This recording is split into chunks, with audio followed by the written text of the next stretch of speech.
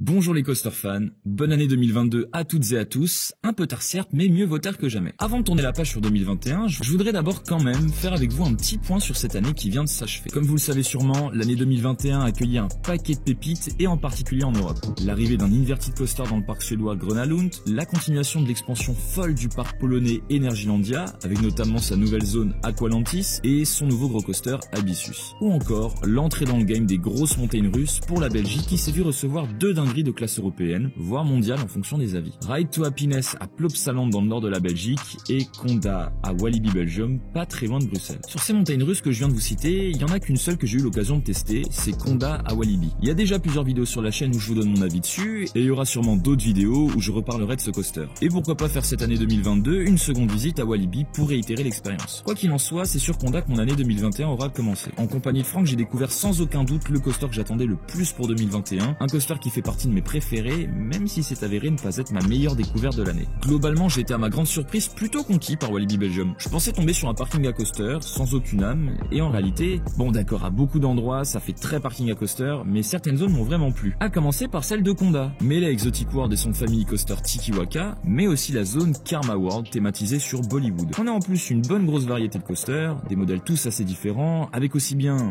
de la bonne grosse merde, mais aussi des trucs intéressants, du genre Psyche Underground ou même Pulsar, et de la bonne grosse machine avec Conda. Bref, Walibi ça m'a plu et ça fait partie de ces parcs que je n'hésiterai pas à mettre sur ma liste de parcs à refaire. À la fin de sa journée, on s'était dit avec Franck que ça faisait du bien de refaire des parcs, en ne sachant malheureusement pas quand est-ce qu'on aurait la possibilité d'en refaire en 2021. Et ce qu'on ne savait pas, c'est que ce mois de juin qui avait très bien débuté avec Walibi allait être notre mois le plus riche en termes de parcs de l'année et personnellement de toute ma vie jusqu'à maintenant. Une semaine après notre visite à Walibi, c'est à 23h, la veille de la réouverture de Walligator, qu'à l'arrache on se dit, un petit groupe composé notamment de Franck et moi, que ça pourrait être sympa de s'y faire une petite journée redécouverte. Bon, je vais pas m'étaler, on a passé une journée globalement très sympa, sans réel changement sur le parc depuis ma dernière visite, ni mon avant-dernière visite, ni l'avant-avant-dernière. Bon bref, vous avez compris, c'est toujours Walligator. Ça nous aura quand même permis de nous rappeler que The Monster est toujours notre coaster préféré en France et que ça reste toujours un ovni parmi les vaches à Walligator. On remercie quand même le parc grâce à qui on aura pu faire un dernier tour en ERT à la fin de la journée, nous permettant ainsi de découvrir le parc avec toutes ses machines à l'arrêt,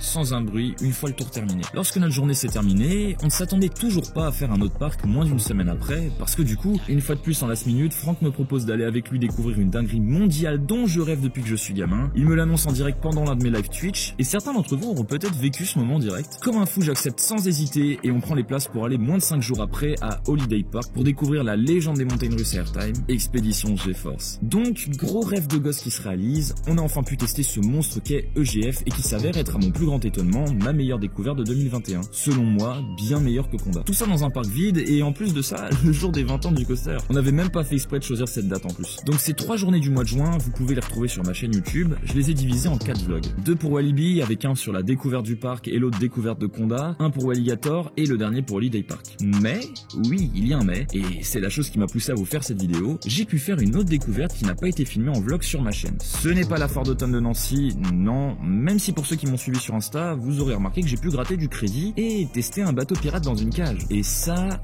n'a pas de prix, mais non. La réelle grosse nouveauté qui m'a foutu une sacrée claque, c'est la découverte de Trips Drill le 6 novembre 2021, soit la veille de la fermeture du parc. Ouais, j'ai vraiment gratté ma visite presque jusqu'en last minute. Étant pour un petit moment en Allemagne, et pas très loin de Trips Drill, je me suis dit qu'il fallait bien que je passe y faire un tour. Comme j'ai fait cette journée avec des non-coaster fans et que j'avais, disons-le, un petit peu la flemme de faire un vlog, je me suis retrouvé à faire une journée sans caméra, si ce n'est de temps en temps pour prendre des photos et courtes vidéos, pour mon plaisir perso, et une petite story Instagram que vous pouvez d'ailleurs retrouver dans mes stories enregistrées. Et franchement, pour être sincère avec vous, ça faisait un paquet d'années que j'avais pas mis les pieds dans un parc sans faire de vidéo, et je me suis rendu compte que je profitais de ma journée d'une façon très différente. J'ai pu m'attarder sur plus de petits détails auxquels j'aurais jamais fait attention en temps normal, et je pense que ça a énormément joué sur mon avis sur ce parc. Pour vous remettre dans le contexte, l'ambiance du parc était très particulière, la plupart des feuilles étaient déjà tombées, une brume bien épaisse s'était installée dans la matinée et en fin de journée, et franchement, quand tu vois pas 10 mètres en face de toi dans un coaster, bah ça fait son petit effet. Pas énormément de monde sur le parc, je pense que ma plus grosse attente c'était 20 minutes pour Carraro, un des plus gros coasters du parc, à un horaire où tout le monde était dans sa zone. Il faut savoir que les attractions les plus proches de l'entrée ouvrent en même temps que le parc, tandis que les attractions dans la zone du fond ouvrent 1 heure voire 2 heures après. Donc en fonction de votre heure d'arrivée, vous pouvez soit aller directement vers Carraro et Mammouth pour être les premiers lors de leur ouverture,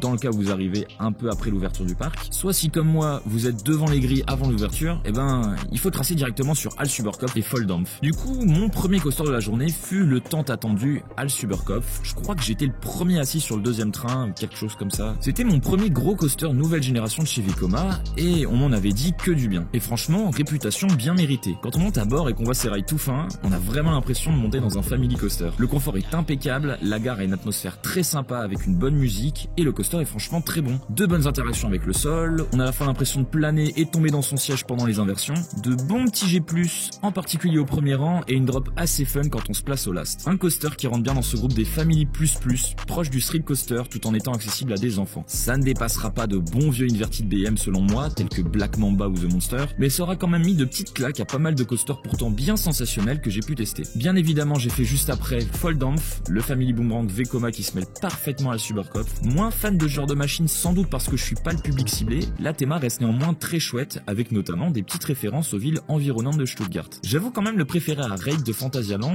sans trop savoir pourquoi. L'interaction avec l'inverted coaster est quand même très agréable, notamment si vous avez la chance d'avoir le train de Hal Superkopf qui passe juste au-dessus de vous, pile au bon moment, ce qui vous donnera l'impression de faire la course avec l'autre coaster. Ensuite, j'ai testé pas mal de petites attractions un peu partout dans le parc. Je vous mets juste ici un screenshot de ma story où je fais le bilan sur le nombre de rides dans la journée. On a vraiment fait de tout. Et puis j'aurais découvert la zone du fond du parc qui regroupe mon flume préféré de chez McRide, thématisé sur des baignoires. Mais what the fuck, mêlé au premier coaster construit par Gerschlauer que je ne sais jamais vraiment prononcer. Donc on va dire Gesenktesow.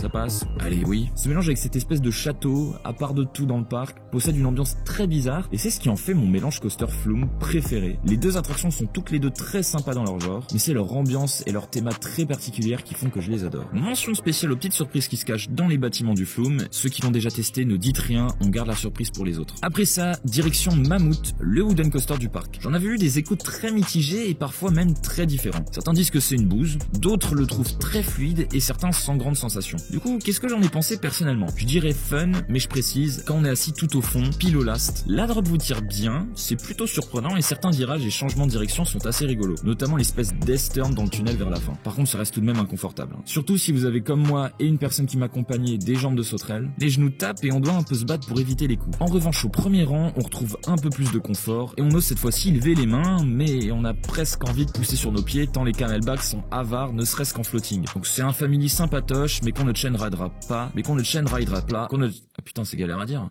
mais qu'on ne chain ridera pas. Bon, un tour au first et un tour au last pour comparer, et au revoir Mammoth. Mention spéciale tout de même au lift que je trouve raide sa mère pour un wooden. Non loin de là, on retrouve un raft très oubliable en période automnale, et sûrement charmant quand il y a des feuilles sur les arbres. Puis il nous reste une dernière machine, sans doute la raison principale de ma venue, Carraro. Et que dire de Carraro, mon premier gros coaster de chez Gerschlauer? Eh ben, quelle claque! Je n'attendais pas énormément de la part de celui-ci, bien que j'imaginais cette machine plutôt sensationnelle et très intéressante, mais franchement, quelle surprise! À l'arrivée, on a déjà une théma plutôt clean, et la file d'attente a son charme et son petit univers bien à elle, et ce, sans être ultra longue et chargée. Arrivé à bord, on remarque que les sièges sont confortables, avec une bonne sensation de liberté pour le haut du corps, et quand on commence le ride en disparaissant dans le noir, c'est la surprise. Même quand on s'y attend. Une airliner roll complètement invisible, cachée dans le noir total, mais qu'on va bien sentir en laissant tomber nos mains. Un gros kiff à chaque tour, on a l'impression qu'on va tomber dans le vide, puis on réalise que le sol n'est pas très loin, lorsqu'on entend parfois des pièces tomber malencontreusement des poches. Histoire vraie pour une pote à moi. Après cet instant d'agréable lenteur, c'est seulement une seconde de répit que Carraro vous laisse avant un launch qui colle au siège et qui vous tirera de plus en plus fort juste avant de sortir de l'obscurité et de monter en haut du top hat qui fait décoller dans sa montée et dans sa drop. S'en suivent des G+,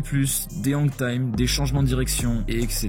Ma seule déception serait peut-être le fait que le bunny hop après les mid breaks ne procure pas d'airtime mais seulement un floating très léger, mais bon. Vu le reste du layout, on peut bien lui autoriser ce défaut. Bref, Carraro se place clairement pour moi comme le meilleur coaster de Trips Drill. J'ai même expérimenté quelque chose d'intéressant avec Carraro mais aussi Hal Superkopf, c'est que ces deux coasters ont su me faire aimer pour la première fois des hang time. Vous savez, cette sensation dont je vous ai parlé plusieurs fois dans la vidéo, on a l'impression qu'on va tomber dans son siège lorsqu'on passe très lentement une inversion. J'avais jamais trop apprécié les flat rides avec cette sensation, ni les coasters comme Timber Drop, dont je vous mets d'ailleurs l'analyse en fiche pour mieux comprendre pourquoi j'aime pas trop ça. Mais là, les hang time de ces deux coasters sont tellement intéressants, le tout dans un confort impeccable, que j'en suis venu adorer ça. Alors vous l'aurez compris, j'ai vraiment beaucoup aimé les attractions de Trips Drill, mais la raison principale qui me fait aimer ce parc, c'est surtout son ambiance. Aucun parc, je vous le dis, ne ressemble et ne ressemblera à Trips Drill. C'est à la fois du bon kitschos bien maîtrisé, sur des thématisations de l'Allemagne des alentours de Stuttgart comme on l'aime, avec ses vignes, ses vieilles maisons de vieux villages allemands, ses poupées de cire dignes d'un musée de la chaussette au fin fond des Vosges, et ses animatroniques qui vous rappelleront la regrettée mine d'or de Frépertuis. Décidément, Trips Drill me rappelle un peu trop les Vosges. Vous avez aussi toute une panoplie d'attractions qui ont l'air faites navettes maison,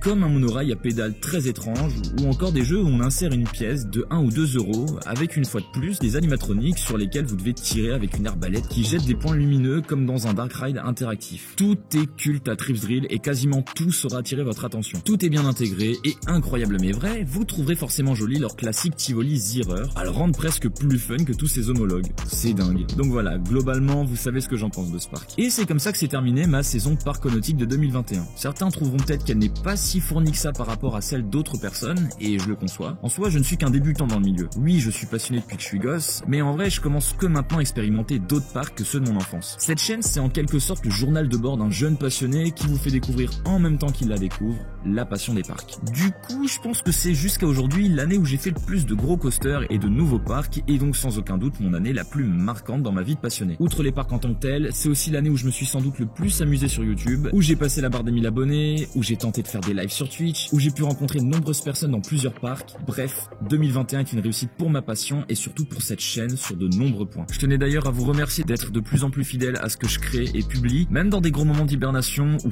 plus aucun contenu ne sort, vous continuez de prendre des nouvelles, à regarder les vidéos et en redemander, et ça me va vraiment droit au cœur. Merci les coaster fans, encore une belle année 2022 à vous, en espérant qu'elle soit tout aussi bien, si ce n'est mieux, que les précédentes.